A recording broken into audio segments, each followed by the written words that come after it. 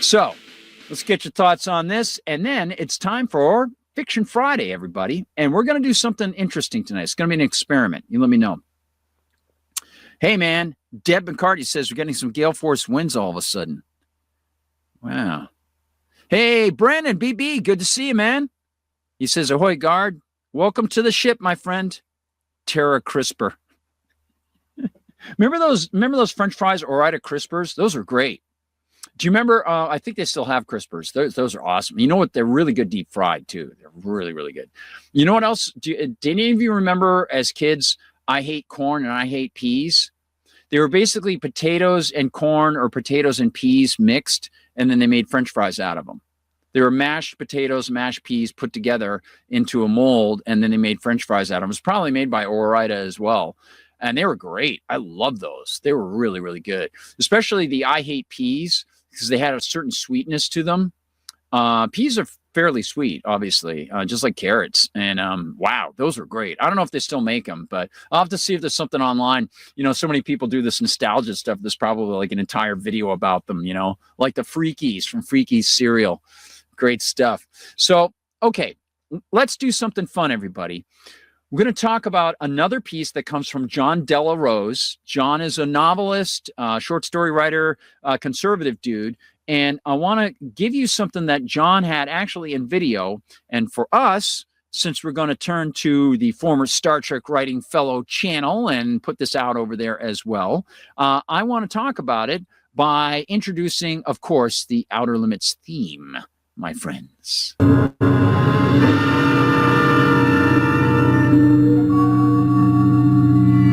There is nothing wrong with your television set.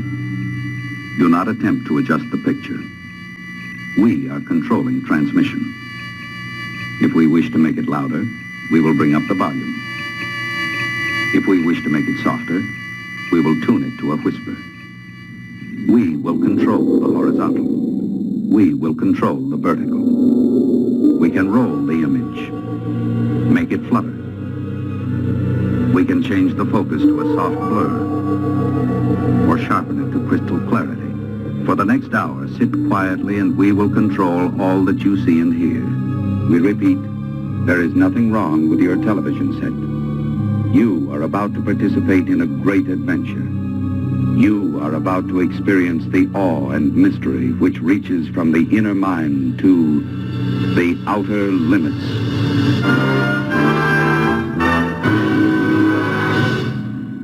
All right. Now, I'm going to give you one other item from the news for Liberty Conspiracy before we say goodnight. But I want to turn to a video channel I enjoy. I don't always agree with him because I'm, much more libertarian. But John Della Rose, in fact, I'll show you the whole screen. John Della Rose, A-R-R-O-Z. John is a conservative novelist, and I actually had purchased one of his novels a while ago before I started watching him on YouTube. And he's really grown. His channel has grown a lot, and he often talks about cultural things and so on. And he was very pro-Donald Trump, fairly culturally conservative. I think he's Catholic and, traditional morals, that sort of thing. But he's also been terrific in speaking up about the genocide in Gaza and stuff like that. And so he doesn't typically get into a lot of the international military political things. He'll talk about culture, meeting, entertainment, and wokeness and things like that. And oftentimes he'll talk about the publishing industry because the publishing industry is one of the worst places for wokeism, as you know, because we've had Tom Monteleone on here a couple times talking about how he exposed the horror writers of America and how they actually had in an email that they were reserving slots for underrepresented types of people, which just means they're perpetuating harming individuals, because some individuals who might, because of their merit, should have been considered for awards, but because of their skin color or whatever, now they're not going to be because of this reverse sort of weird racist stuff that the horror writers are doing now, I guess. But this is very interesting. I want to play for you much of this video from John, because this has to do with artificial intelligence. I'm not going to read his story tonight. I'm going to do something different tonight. Because I want to talk about artificial intelligence and the writing profession, specifically the nonfiction, the fiction, narrative, prose area. Because this is an area that already is being really hit with controversy over AI, over writers using AI, competitions where people are entering stories that are written by AI, people releasing books where people buy them, they get the electronic versions, they still include the AI prompts, which show that the books were written by AI. And John does a lot of experiments with AI, and he has some opinions here that I think are quite interesting. And what he's discussing here is the fantasy author, best-selling fantasy author, Mark Lawrence, and a number of other fantasy writers got together, and they did an experiment. Because AI is being used so much, they wanted to know, for the different people reading their blogs and, you know, following their social media, if they wrote their own short stories and then they had AI write short stories, could people tell the difference? And parallel to it, which stories would they prefer, even if they couldn't tell? So here's what John has to say, and I recommend John's channel. It's always a nice way to sort of recline at the end of the night and sort of catch up with the publishing industry. And as you know, I could have been deeper in the publishing industry already, but I denied a contract years ago because they wanted me to split my real name and have a pseudonym so it wouldn't be associated with my hardcore pro-freedom libertarian output. And I said, no, thanks. I'm not going to do that. So here's John. Well, this should be a huge warning sign for the anti-AI author brigade that AI, when it creates stories, is preferable to even best-selling authors. Now, I always get the litany of arguments of this. Oh, it's just short fiction. They can't do long fiction, which is pretty funny because I've actually completed 3 full novels with AI so far. No, I won't tell you what they are. And then it's always like, oh, well, the best writers will always do better than AI, which is just middling slop. And it's like, okay, well, these are some of the best fantasy writers out there. So, oops, that's kind of going by the wayside.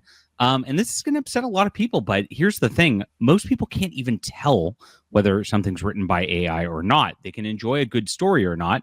And I actually took the test here that Mark Lawrence, great fantasy writer, actually put up. And I'm a person who's probably written over 1 million words of AI content, and I've written 20 plus human written novels myself. So I'm in a position where I'm actually one of the few who's well aware of this stuff enough to actually be able to tell what's AI and what's not. And I got 7 out of 8 right on this. And I mistook one AI written deal for a human written deal. I thought it was human because I didn't see any of the tells in it. Very interesting on that level. So if somebody in my position can't tell whether an AI is an AI written one or not, the average person definitely cannot. But what's very, very interesting at this point is most people actually preferred the AI written stories over the storied fantasy authors. We're going to get into this news in just a moment. This is a wild deal Mark Lawrence put up. Please hit the like and subscribe button. Join us here as we talk about all things in culture. This is the real fantasy news, my friends.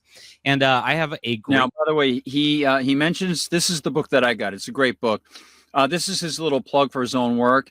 Some people might skip through this, but I'm playing John's video now, so I want to play this for you, just so that you can become aware of this, because I'm playing John's video on my show, and I'm gonna probably play the whole video. If I'm playing partials, I'll try to make sure people are aware of the channel. Hey, head to this channel, you can see the rest of it, that sort of thing. But I want to make sure that John gets to plug his stuff while I play his stuff here. So don't mind this, but in fact, hopefully take it as possibly an idea to pick up a book you might like. This is the start of a trilogy, actually, for Steam and Country. It's good stuff. Book here for Steam and Country. I'm gonna get a bunch of comments now from the angry anti-AI people. Oh, you just do AI slop. That's what this is. Yeah, if you look at this, it was published in 2017. There wasn't AI at that point. But this is the start of my series. That's a fun fantasy series, and I hope you'll enjoy it, and hopefully you'll enjoy it more than some of the AI stories that you're seeing out there at this point. I am a professional writer, and I'm enjoying, of course, making some great stuff and working very, very hard creatively in lots of different genres. So check this out, guys. It's in the description below, and thanks for the support. It's been selling fantastic the past couple of weeks, and I really appreciate everybody continuing to read this series, selling over 30,000 strong. Amazing stuff. This is your real fantasy right here. It's in the description below, and it's available on ebook, print, and audio for your convenience. Thanks for supporting our channel. All right. So Mark Lawrence, he's a very successful fantasy writer. His Prince of Thorns has sold more than 1 million copies. Imagine being able to build an app with your name on it. That will skip their commercial, although hopefully that helps him get a little something there and go past this. So Mark Lawrence, remember Mark Lawrence, he's a very prolific and very popular writer. And so we'll go right back to it. He's one of many professional authors who, while disdaining the use of textual AI, is concerned about its eventual impact on the profession. He conducted an interesting experiment, which he and 3 other very well-established professional authors wrote short stories on the same subject. And ChatGPT 5 was prompted for 4 short stories on the same subject as well. You can read all 8 stories on his blog, and he posted them like this. If you've not seen this yet, is AI writing any good? And here's all the fiction that he did. And he had different results of not only is it AI, but also how good was it? So you can vote it as a 1-star to a 5-star to see how it is on this juncture. So it's pretty interesting on this. About 1,000 people went in on this at this point. And they're, of course, these are avid readers because these are readers of Mark Lawrence who are on this blog, right? And the results are very, very interesting. On average, readers were able to identify correctly about 3 of the 8 stories. So with 4 real humans and 4 AI, people got 3 out of 8 right on average. And that's less than 50%. So that means it's a coin toss. Like for people, if they were just guessing because they have no idea, they would not be able to predict AI and whether it's an AI story or not. And this is what bothers a lot of people. This is why people get so visceral. So again, that is pretty substantial. Again, the results are intriguing and will probably surprise most people who don't read here regularly. On average, the readers were able to correctly identify the provenance of 3 out of the 8 stories. Not only that, but the story they rated the highest, and 3 out of the 4 highest rated stories were all AI generated. About this online, because in people's minds already, they've already come to the conclusion of AI is just slop, right? And so they've got that in their head. So if AI is slop, you should be able to recognize it, right? And if they can't recognize that, that makes them extremely emotional and angry about that because in essence, you just told them they're stupid. At least that's how they perceive it. Even though they're not consciously thinking this is why most people are getting so angry about it at this point. Most authors are getting angry about it at this point because actually the AI writing is not only better than them, there's a zillion aspiring authors out there. I get manuscripts sent to me literally every single day. And I hate to say it, but 9 out of 10 of them are completely unreadable. AI produces better content than that easily. But not only that, but it's producing better content than like Mark Lawrence and Robin Hobb at this point. I mean, these are big fantasy authors right now that people preferred those stories to. That's a big deal right there. So AI is not producing slop on that level. And it's very interesting, of course, people's visceral reactions on this. But like I said, they're mostly emotional. They're not logical at this point. So they rated the story the highest out of them. Out of all 8, an AI story was it. And 3 out of the 4 highest rated stories were all AI generated, which means 3 of the stories that were not AI generated by professional authors. These are not slop authors. They're not aspiring authors. We're talking big name fantasy authors here. Those ones were rated lower. So very interesting on this front. And that is as well that people can't tell whether it's AI or not. And we're already here. We're already a couple years into this. It's only going to get better at this point. So we've heard many other authors talking about this low quality slop and the like, and I've already talked about that. Don't pay any attention to that. It's a total lie when they do this. The average reader cannot tell the difference between AI and professional authors and tends to prefer the AI generated product. When human stories weren't written by nobodies either, these are, again, Robin Hobb's a huge, huge author, excellent fantasy author. If you've not read any of Robin Hobb's stuff, if you like fantasy at all, you're going to enjoy this. So it's pretty interesting as this is going along right here. Now, wow, this is a lot to unpack here that people cannot actually tell the difference between this.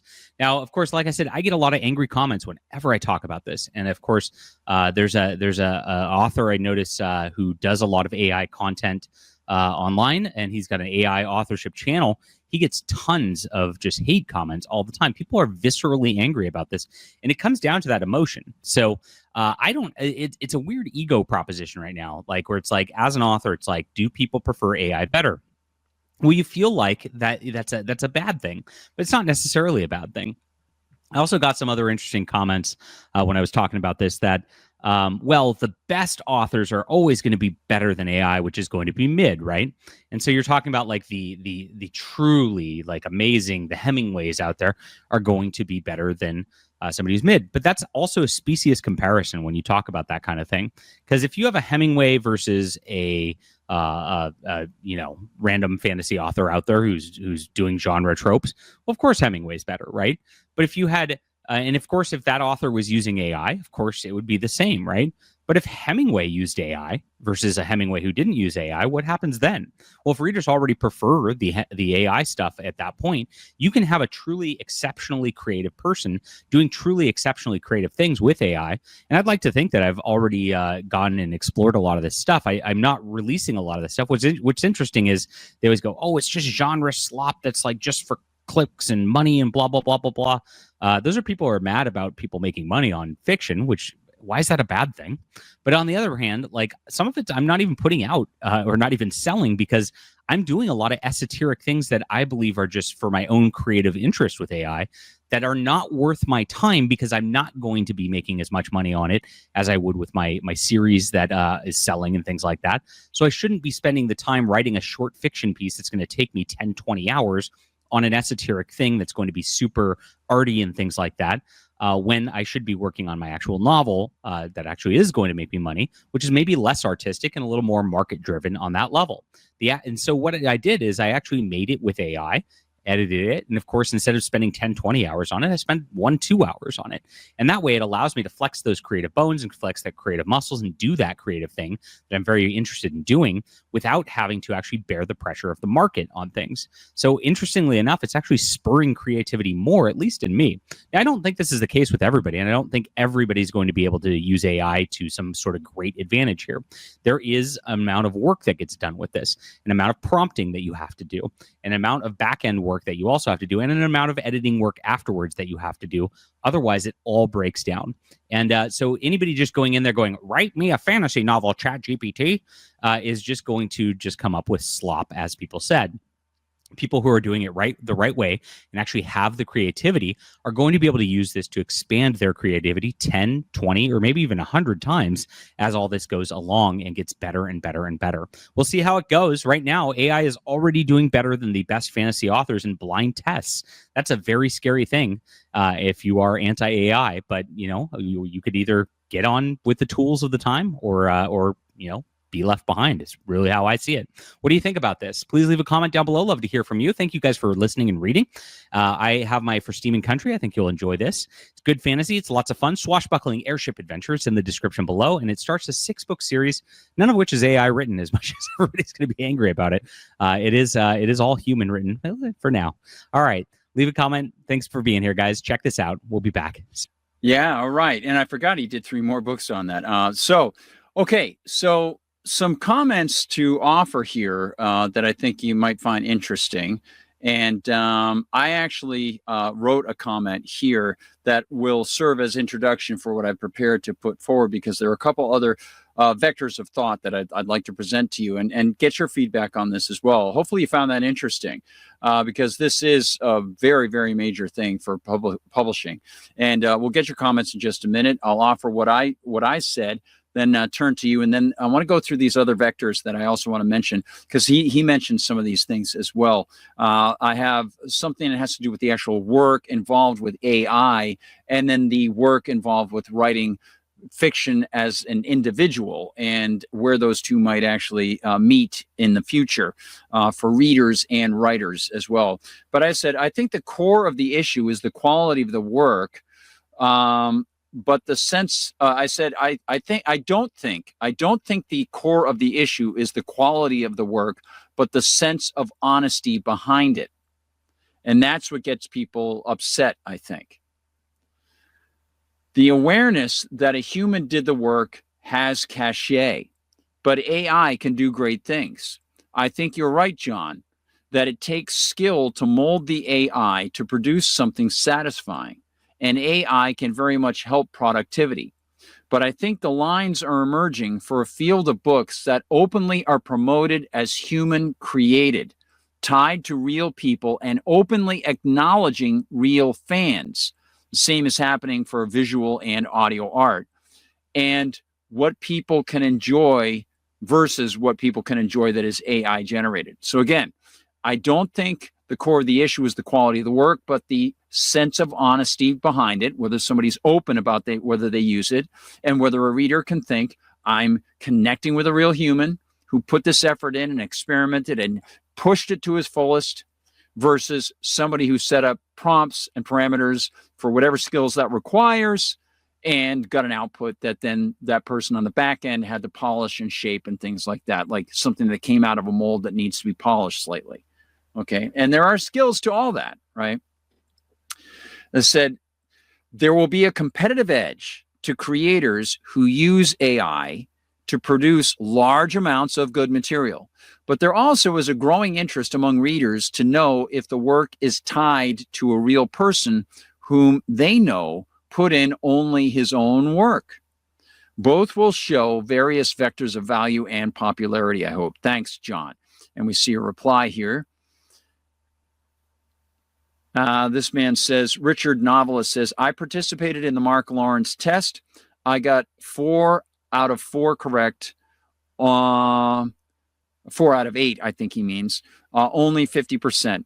And my confidence level was very low going into it. None of the stories was exceptional, but my favorite did indeed turn out to be AI. I'm amazed that John got 7 out of 8 right, and so on. So, okay. Says, this is indeed a brave new world that we are entering. I honestly don't know how to feel about it. This is strange because it says there's a reply, but this is not the reply to my thing. I don't know where the reply is. So I don't know. It says there's one reply, but I don't see where the reply is. So, okay.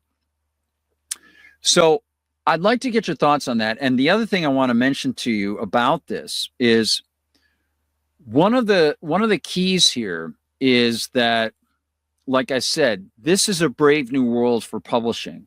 And just like visual arts, just like musical arts, the lines of demarcation are forming between consumption of something that's entertaining and recognizing and connecting to people who are putting it out. And I can imagine back when motion pictures were created, that people who were engaged in live theater didn't like the idea necessarily of films if they weren't included. If it became a massive money-making thing where virtually a person could engage in one contract to do a piece of acting and get that shown over and over and over again in thousands of places around the world, versus a person who does stage theater and would have to travel like a troubadour from place to place, that technological advancement probably caused a lot of people who engaged in live theater to lose the opportunity to do live theater and didn't get the opportunity to get into that gravy train to do films. Now, having worked at Star Trek and at The Outer Limits, I saw the amount of money that comes in through that spiderweb back into the feedback loop of those production companies from all over the planet Earth. And it is weird. It's a very, very strange thing to think about. And that was a change because the studios arose. That was a change from the early theatrical days that lasted for thousands of years, from people just doing stories in front of family members or clans in front of the fire, telling family stories, that sort of thing. So with that technological change, you could see that a lot of people didn't like that, but it served as its own form of art, derived its own power and strength for many people to do all sorts of new things, whether it's stage productions and set design or film, camera lenses, musical scoring, whatever it is, promotions of the films, getting into the theaters, all those things, right? All that stuff, very, very big stuff.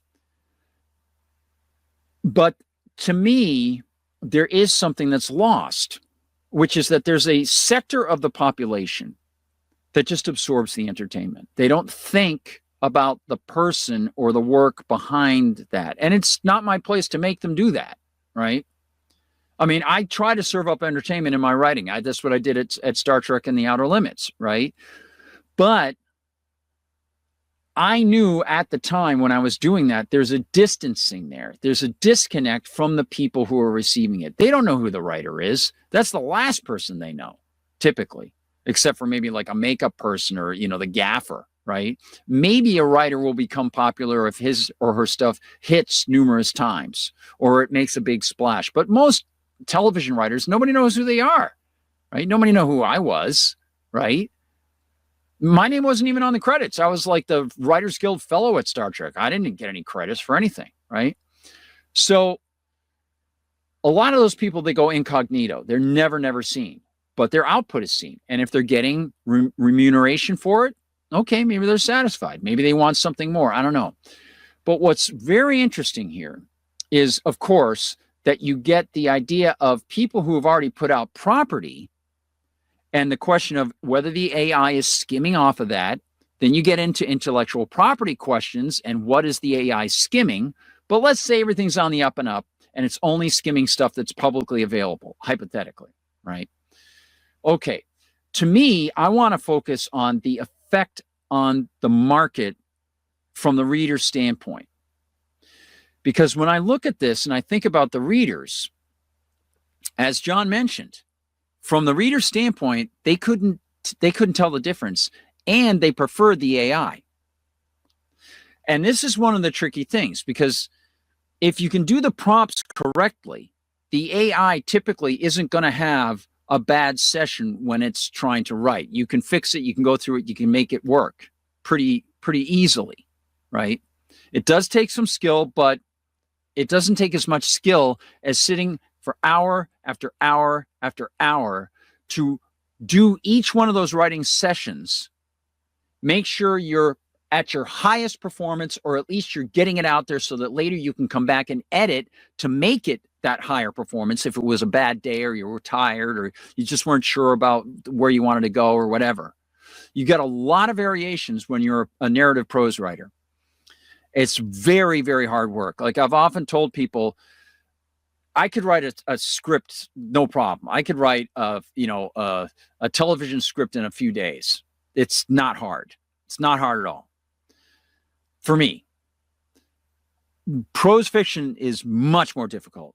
You've got word choice, you've got plot, you've got word choice, you've got rhythm, you've got paragraph structure, paragraph transitions, a lot of different options you could do.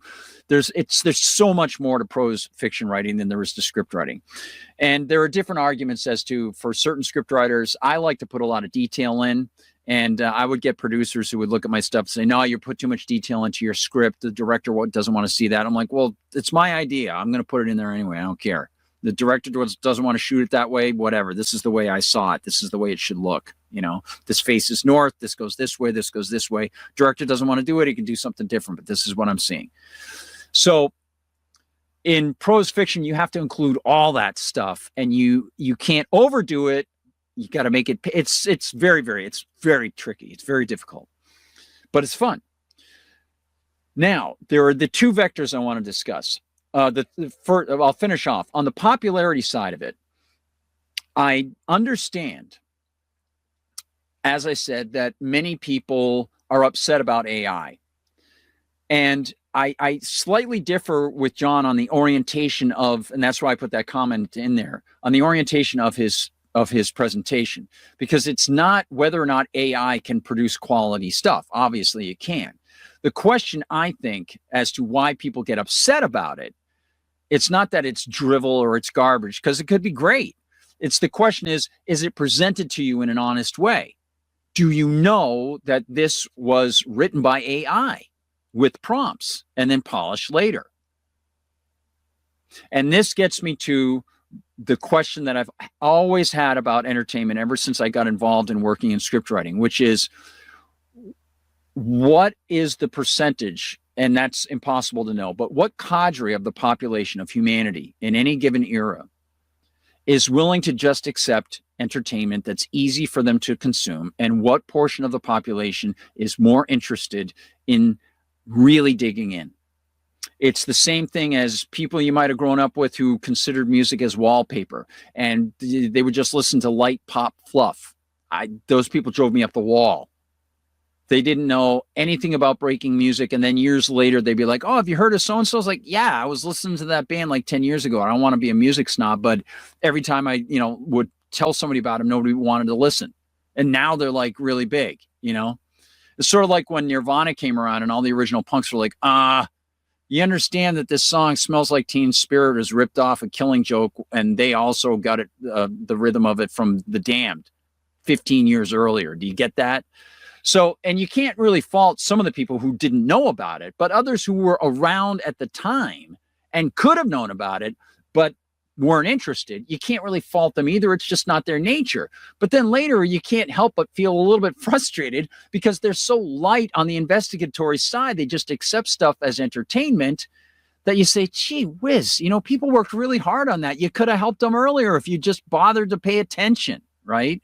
This is part of the problem, because when you've got AI generating stuff, there's going to be a massive uptick in the amount of stuff that's put out there. It's already happening for prose fiction. John does it himself, right? It's very easy to get this stuff out while you're working on something. You set the AI off in the morning and it goes. This is what's going to happen on YouTube. It's already happening. There are new channels popping up with thousands of subscribers on YouTube, and they're completely AI generated. The voice is AI generated. The visuals are AI generated. The subjects, they choose the subjects in the morning, seeing what's trending. They put in prompts, get the video to be produced, and then they put it on a channel. And they'll get ad revenue for it. And as I mentioned a couple weeks ago, pretty soon, YouTube's going to do it themselves. And big companies are going to do it too. They're going to get involved. You can bet that a lot of the production companies probably are going to have AI divisions working on stuff to just put out there without it even being visually known that it's part of, say, CBS Paramount or something like that. They might even hire people with production companies to just put stuff out online to generate revenue while they're doing other stuff. Now, that could be helpful, again, if they're going to be willing to make movies that still star real actors and put out good stories, and they can use some of that revenue to make this stuff.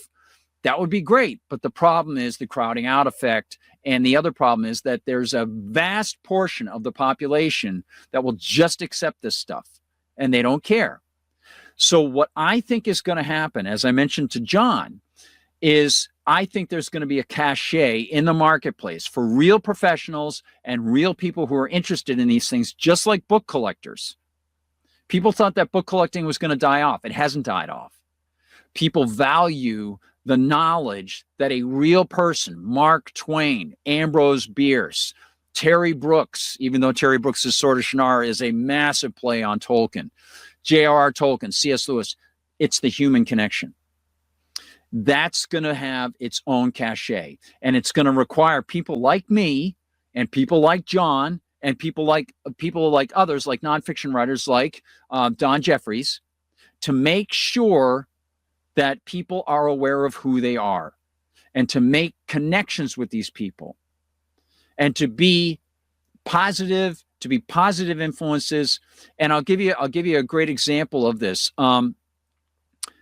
I don't read books by Anne Perry because Anne Perry, when she was a teenager, was involved with and then prosecuted and convicted and went to prison for getting involved with another girl to kill the mother of one of the two girls. I think it was the other girl's mother. She was convicted. She went to jail as either an accomplice or whatever for murder.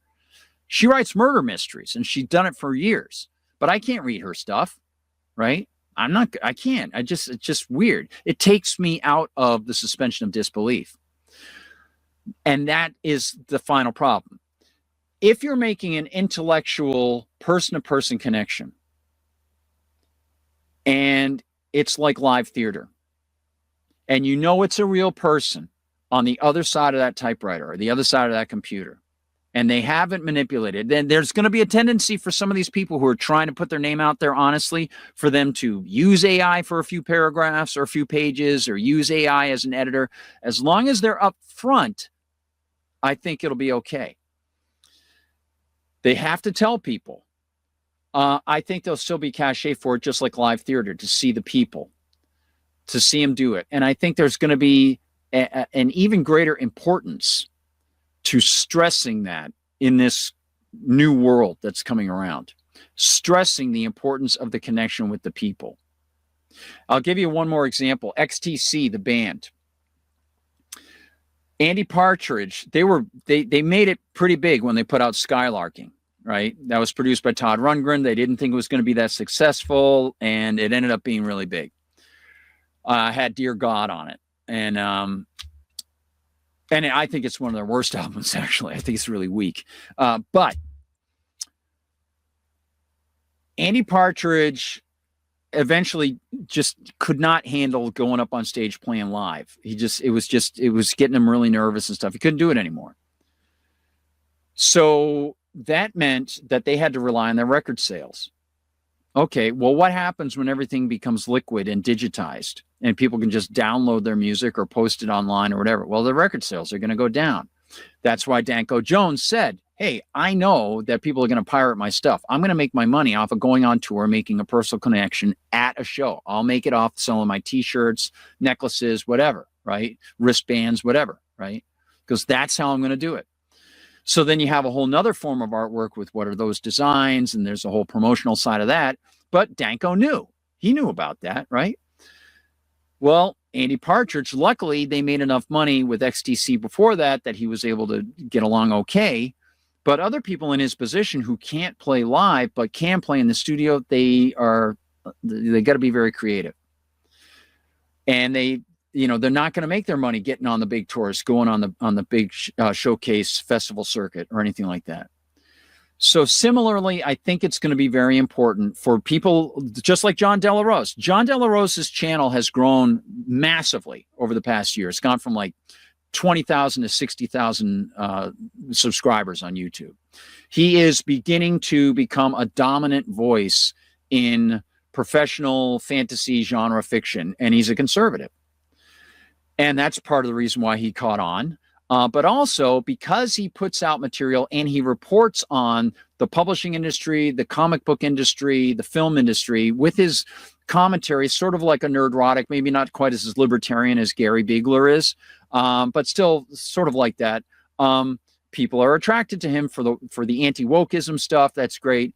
And they'll be interested in his stories. So the question is, as you're reading a story, does it take away from your enjoyment? And I'd like to know this from you, if you can put your comments in. Does it take away your enjoyment of the story if you know the author personally, or can you still dive in and suspend disbelief? I couldn't do it with Ann Perry.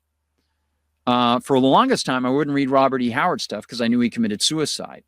But now I'm older, I can make a better connection. I can be more sophisticated and say, I'm reading the work of someone who wanted to put words together, and I still can suspend disbelief, which is kind of nice.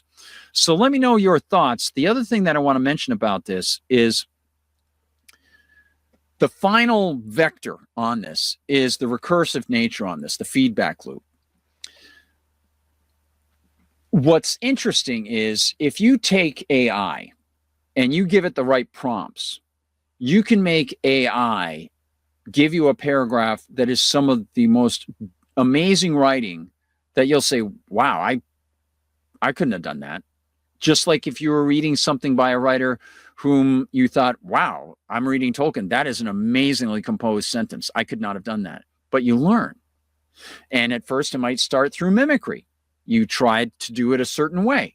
Right? You try to do it that way, and you try to remember the phrasing, try to remember those words. You train yourself, you learn new words, try to incorporate them, that sort of thing. It takes a lot of energy. You got to be enthusiastic. You got to really push it. And you've got to be open to the dynamic of learning new things and incorporating them into your writing as best you can without copying. Then you make it your own, right? Which I've been able to do with a lot of different writers ever since I was about 10 or 11 years old when I first read Sword of Shannara before Tolkien, right? So that's a really big, that's really important. So what's interesting is AI can pull away an audience member from buying a personally written book. And there's going to be a vast number of people who do that, who will, instead of plunking their 99 cents down on a Kindle by John, that's actually written by John, they might plunk it down for an AI written novel or something, right? That's 99 cents, not going to John, and you can't split it both ways every time, right?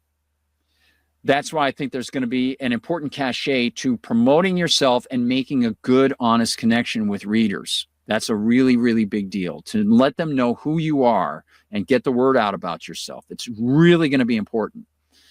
The other thing about it, what's interesting, is that learning cycle. Because what ends up happening is people might resent the fact that AI can actually produce something that is much more flowery or impactful or something in a paragraph or page transition, or a short story that is a wonderful short story, that it can perform even better, as they showed with Mark's experiment there, right? Mark Lawrence's experiment.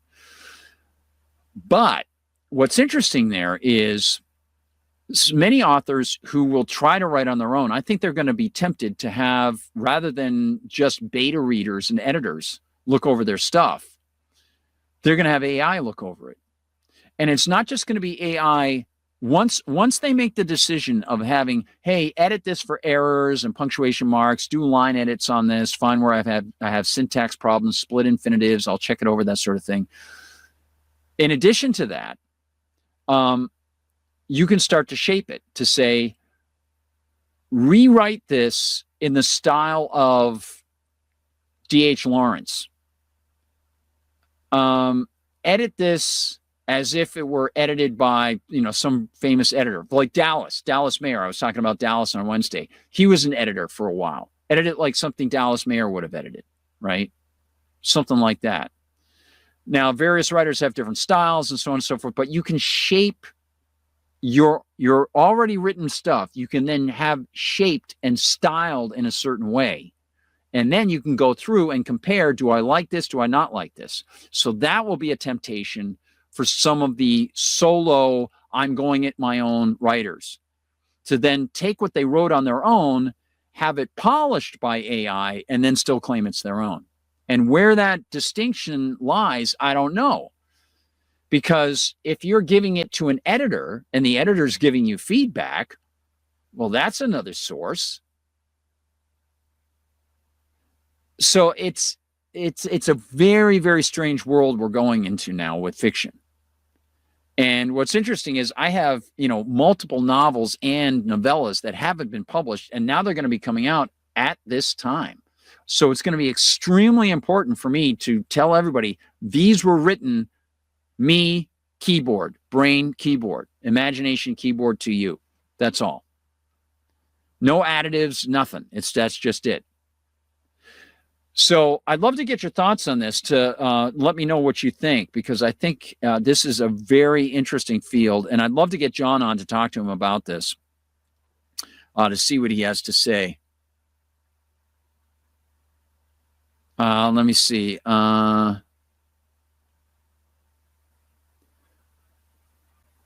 Okay, so I'm going into Rumble. Skunk Hollow, I don't want to jump in at the wrong point. Let me see here. I'm going to go back just a little bit. He mentioned The Damned.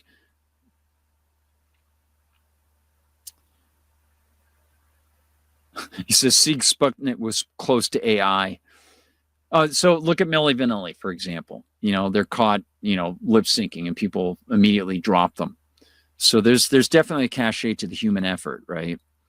AI adjusts the theme and optics the writing can project through different lenses and filters, writes Skunk Hollow, with a very approachable and familiar UI, which is incredibly important. I cannot believe how badass this segment and how cutting edge it is we are listening to now. Guard is a part Space Guild Navigator now, or something like that. 5%.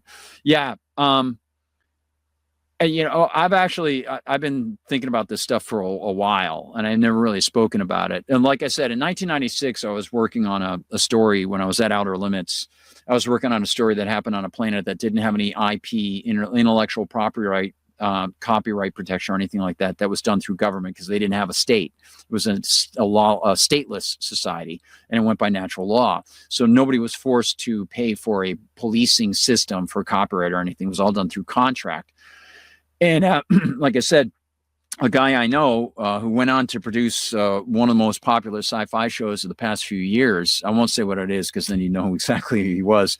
But he had studied at Cornell as an engineer, and he came up and saw what I was working on and looked over my shoulder. He goes, "What are you working on?" I told him, he goes, "Why are you working on that?" And it was 1996. And I was like, "Well, you understand what's going on, what's going to happen. Everything's going to be liquid. Everything's going to be available online. And how are you going to police copyright then?"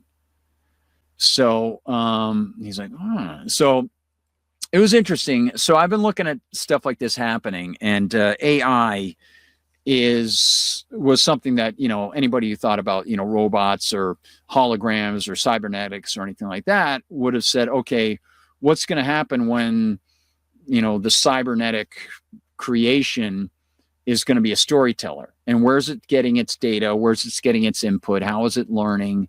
What are the parameters?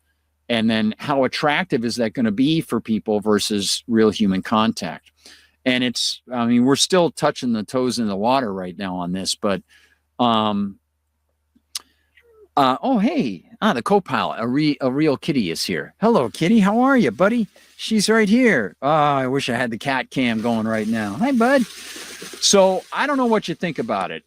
It's very interesting, and I got a couple different things that maybe I'll read to you later that would be interesting to do as an experiment that I found, and might be able to see what you think. I'm not going to read to you any more from Tower, even though I have more written. We'll do more of that next week. But again, this actually serves as the time for me to make sure that I tell you that I am going to be starting the Liberty Conspiracy Publishing Company. And it's going to require me to raise a few $1,000s or more over the course of maybe 4 or 5 months, maybe 6 months, to try to raise, I don't know, $5,000 or $6,000 if we think we can get the word out and get enough contributions and have some great giveaways and stuff. People's names in the books, little necklaces or things that we give away, books to give away, that sort of stuff. And have people invest in this for fiction and nonfiction, and material not only that I would write, but that other people would write and we would want to release. So I've got to get very serious about that. And this is a time to actually mention it now and bring it up and really start focusing on this. And so I'm going to do that down the line. And I'll ask you what you think. We'll get some more comments as well from you as we get ready to close up shop here on our 3-hour tour. Thanks, Skunk Hall. I appreciate that. Yeah, thank you very much. And again, man, as you know, I'm still really sick, and it's like I mention it once in a while. You'll know that I'm tired or I'll have a headache or whatever. But basically, just to give you the heads up, I'm sick all the time right now. And it's only because I typically operate at a really, really high energy level, like beyond what normal people are. And I've made myself that way. It's not like, oh, I'm just made that way. Like, I train myself to be that way, and I know how to do it. Like, this is not somebody who's just a natural outgoing guy. I was a very, very shy person who was mercilessly made fun of when I was a kid. And when I was about 10, I had to figure out a way to not be made fun of, and I figured it out. So what I do in front of the camera takes hours of preparation. And because I've been so sick with whatever this long COVID or whatever this friggin' thing is, that has really made me exhausted. Sometimes I can't even sit up straight or lift my arms. And I've been working very, very hard to diligently get things done properly. So luckily, I've been able to intellectually get the things done that I want to get done and prepare for each show, do my writing for MRC TV and things like that.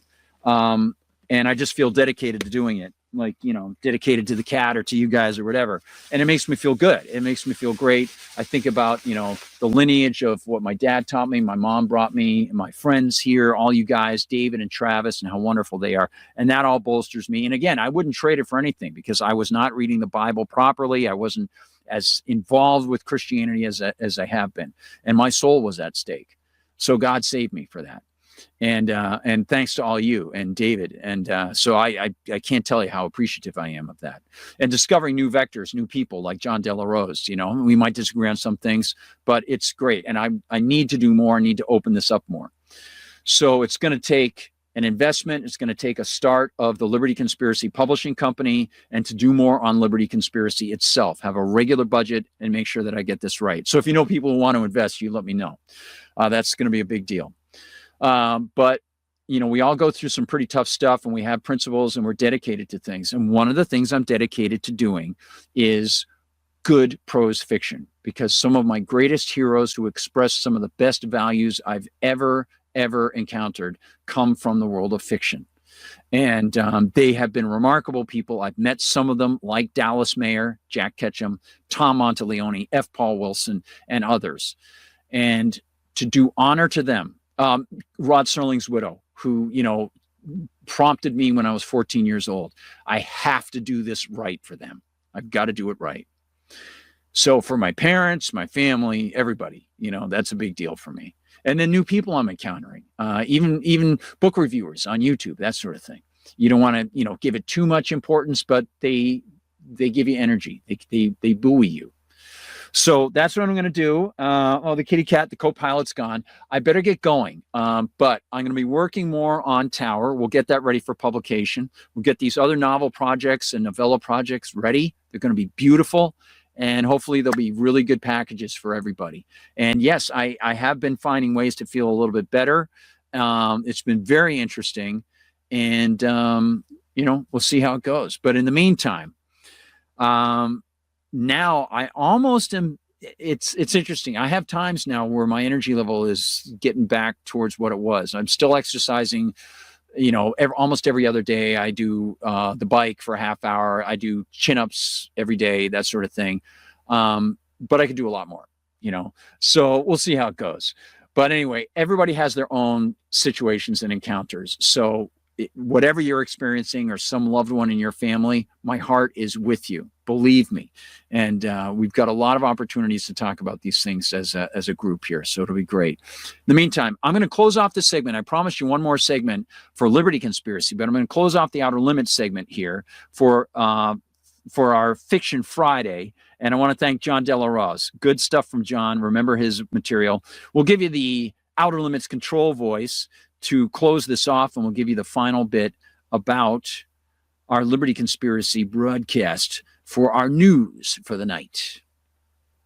We now return control of your television set to you until next week at this same time, when the control voice will take you to the Outer Limits.